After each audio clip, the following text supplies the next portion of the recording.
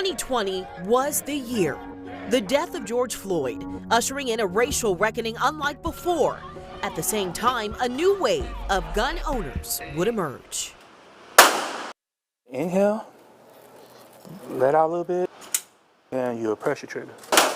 A technique that's just one of many these gun owners use before taking a shot, and they hardly ever miss. It's gonna be loud. Ashley White is in the middle.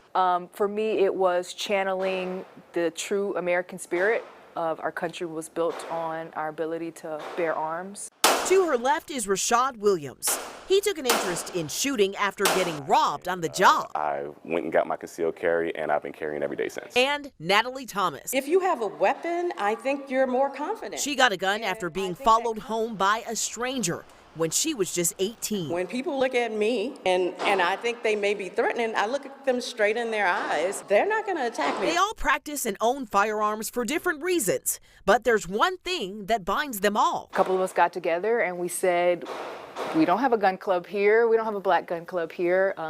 There's no presence, so let's be the ones to start that. The PBS Pinchback Gun Club, named after Louisiana's first black governor, is the only black gun club in Baton Rouge, a small group with a big message on the Second Amendment. We're here not just to advocate for gun rights and to put a positive face on black gun ownership, but we're also here to do work in the community. They have dozens of members, hosting meetings and range days twice a month to train others on how to be responsible gun owners.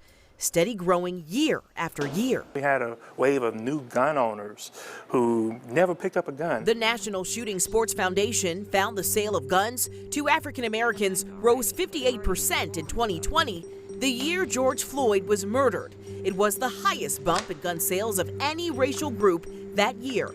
Similarly, in the beginning of 2021, the NSSF found 90% of gun retailers reported an increase in black customers, including an 87% spike among black women. And we have more black women who just started taking their safety in their own hands. And makes them less likely a victim, not just in self-defense, but just in general and in domestic violence or intimate partner violence situations. Anti-black hate crimes rose 40% in 2020.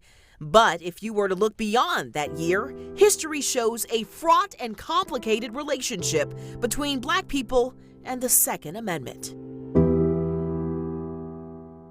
Before the Civil War, it was illegal for slaves to own guns. After the war, laws were passed to keep blacks from owning them. After that time, during Jim Crow era, it just was frowned upon. But still, some carried them as an act of defiance. We've got some very famous examples with Stagecoach Mary. She defended, for her country and was a woman who still appreciated the art of firearms, but never lost her femininity. Even during the civil rights movement, guns were present. Voting rights leaders carried them as a means of self-defense.